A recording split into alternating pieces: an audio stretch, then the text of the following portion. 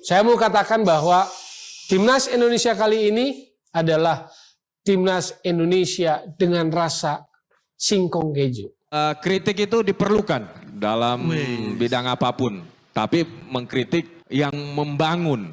Jadi siapapun boleh mengkritik tim nasional, tapi jangan masuk sampai bisa menentukan ini tidak berhasil. Oh bukan. Assalamualaikum warahmatullahi wabarakatuh. Halo teman-teman para pencinta Timnas Indonesia, berjumpa lagi bersama channel Garuda Timnas yang akan mengulas berita update perkembangan Timnas Indonesia. Namun di video kali ini kita akan membahas topik seru.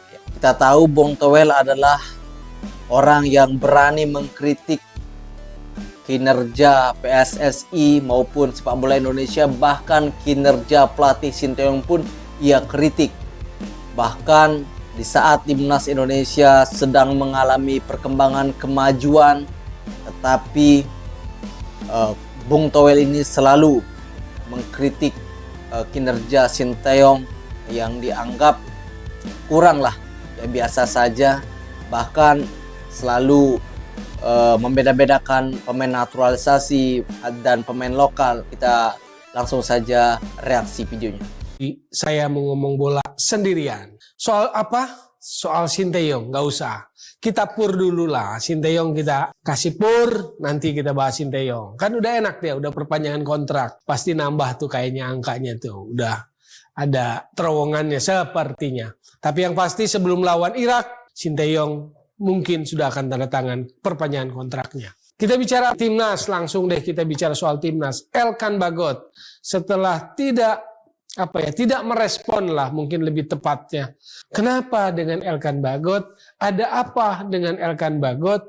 Belum terbuka juga dengan clear, transparan. Ada apa gitu loh. Pasti ini ada sesuatu. Ada sesuatu yang mungkin nanti bisa terungkap. Ini mungkin tunggu waktu yang tepat. Penerawangan saya, gambaran saya membaca penjelasan itu agak samar tapi agak kelihatan. Panggilan untuk memperkuat Timnas Indonesia saat ini ternyata tidak masuk atau tidak dipanggil dalam skuad Timnas untuk menghadapi lanjutan kualifikasi Piala Dunia 2026 lawan Irak dan juga Filipina. Elkan Bagot nggak ada. Ngambeknya Sinteyong nggak panggil Elkan Bagot. Gitu loh. Jadi baca tuh kebiasaan-kebiasaannya. Sebelumnya juga pernah.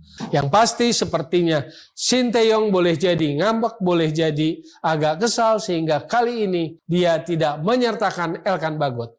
Jadi mungkin harus datang sungkem sama Sinteyong, Elkan Bagot. Siapa tahu kalau sudah sungkem dipanggil lagi. Kan kayak begitu. Saya mau katakan bahwa Timnas Indonesia kali ini adalah Timnas Indonesia dengan rasa singkong keju. Para pemain naturalisasi yang dari Belanda kebanyakan dibesarkan, ada keturunan Belandanya, dibesarkan oleh sepak bola Belanda, gabungan dengan para pemain Indonesia. Apa ya, pandangan saya, sudut pandang saya,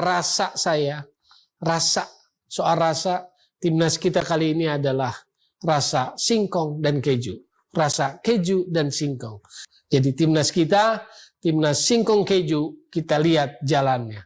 Sampai mana mereka Timnas kita asuhan Sinteyong ini bisa berjalan. Kritik itu diperlukan dalam bidang apapun, tapi mengkritik yang membangun. Jadi siapapun boleh mengkritik tim nasional, tapi jangan masuk sampai bisa menentukan ini tidak berhasil. Oh bukan. Bu kita bukan yang tuan bahwa ini SDN tidak berhasil. Oh, bukan.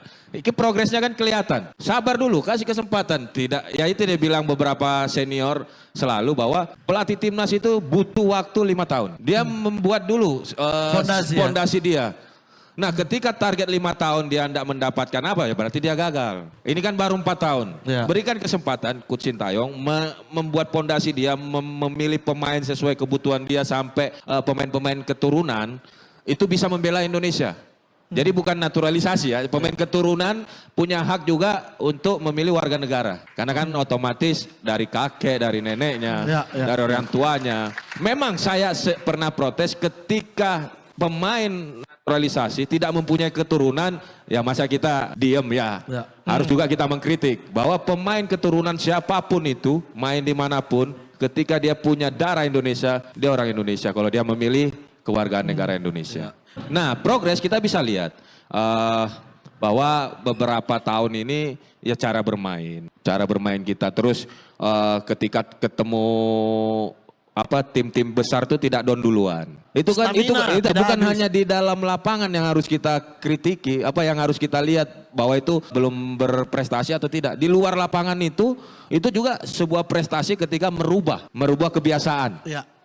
Ya dong, kita lihat pemain nasional dulu masih bisa makan nasi goreng, mie ayam. Ya, Sekarang zaman STY makan sembarang kalian coret. Itu kan sebuah keberhasilan juga yang harus dinilai. Jangan kita tutup mata. Saya rasa ya berikan kesempatan karena belum cukup 5 tahun. Piala Asia ini setelah Piala Asia mudah-mudahan insya Allah ini sebentar lolos, baru tahun berikutnya ketika tidak memberikan piala baru kita bisa bahwa Coach Sintayong sudah selesai masa jabatan untuk pegang tim nasional Indonesia. Tapi kalau dia lolos 16 besar ini apa yang harus kita perbuat? Pastikan kita lanjut lagi 4 tahun. Kenapa? Sejarah dia buat. Nggak ada tim nasional bisa lolos sampai 16 besar. Jangan bilang harus piala. Emang gampang Piala Asia kita bisa juara. AFF aja belum kita pon-potan lalu juaranya. Final aja iya. Jadi buat teman-teman pengamat, ya kan, kalau mau berbicara ajalah pemain bola. Jangan berbicara dengan seperti orang yang bukan di dunia bola ya. Jadi bukan menyalahkan pengamat, butuh pengamat untuk mengkritik. Saya harus terus memberikan yang terbaik karena kalau tidak saya akan dikritik. Itu namanya harus ada keseimbangan. Cuman kalau untuk dibilang gak ada progres, ya bukan waktunya dulu saat ini kan. Karena kita selalu, bukan saya aja, senior nih kalau nongkrong di warung kopi, pelatih senior juga, seharusnya pelatih timnas itu diberi waktu 5 tahun, nggak bisa 2 tahun ganti, 2 tahun ganti. Kasih kesempatan. Nanti waktu kesempatan itu dia tidak ada memberikan patokannya piala, ya mau nggak mau kita harus cari lagi pelatih yang baru. Bagi saya begini, naturalisasi itu bukan hal yang salah. Toh tidak melanggar aturan. Toh memang setiap negara di dunia juga melakukan hal itu. Naturalisasi itu kan hanya menyiapkan tim dalam jangka waktu pendek, tahun. Lebih dari itu, kita harus menyiapkan generasi muda kita. Artinya harus ada balancing di mana naturalisasi dilakukan, tapi pembinaan usaha diri dilakukan. Gitu. Idealnya adalah kita memiliki sebuah tim yang baik berdasarkan dari pembinaan usaha kita yang baik. Dari sana dilengkapi dengan yang jangka pendek tadi itu kita butuh ternyata ada potensi striker yang bagus. Nah itu boleh melengkapi. Pribadi saya melihat perkembangan tim sangat bagus ya. Kalau dulu orang selalu bilang bahwa kita nggak punya target, tapi sekarang menurut saya kita ada loh beberapa seperti hoki. Nah artinya sekarang mulai ada pemain-pemain yang mulai diberi kesempatan untuk bermain di posisi yang selama ini susah kita cari. Jadi disitulah kemudian kita lihat bahwa ternyata kita ada potensi dan dia berani memanggil pemain-pemain muda. Nah itu yang menurut saya baik. Lebih dari itu saya melihat perkembangan timnas cukup baik gitu. Artinya setelah kita sekian lama nggak lolos Piala Asia, kita lolos lagi. Walaupun di event-event yang antara gagal ya, masih gagal. Tapi kita bicara dalam gambaran lebih besar, menurut saya timnas ini proses itu sudah benar. Karena saya khawatir kalau kemudian ada suara-suara yang mengatakan bahwa diganti aja lah gitu. Jujur saya khawatir. Kenapa? Karena pengalaman saya mengatakan bahwa itu bukan menjadi solusi yang tepat. Karena saya sendiri ketika saya di timnas 13 tahun kurang lebih ada 11 pelatih kali. Nah oke, teman-teman, itulah tadi ya penjelasan yang diberikan ya agar Bung Toel ini paham bagaimana kinerja pelatih Sinteyong membangun fondasi sepak bola Indonesia untuk kedepannya lebih kuat lagi. Bahkan saat ini Indonesia sudah mengalami perkembangan dari segi permainan, dari segi fisik ya berkat pelatih Sinteyong. Tetapi Bung Toel ini selalu mengelak ya, bahkan selalu menganggap pelatih Sinteyong ini ya biasa-biasa saja. Tanpa adanya pemain naturalisasi mungkin pelatih Sinteyong tidak bisa apa-apa. Itu menurut Bung Toel. Jadi kita bingung juga. Bung Toel ini selalu mengkritik kinerja pelatih Sinteyong. Apa mungkin ia iri atau seperti apa, kita tidak tahu. Karena terus menerus ya Bung Toel ini mengkritik kinerja dari PSSI, dari Sinteyong. Kita bingung juga.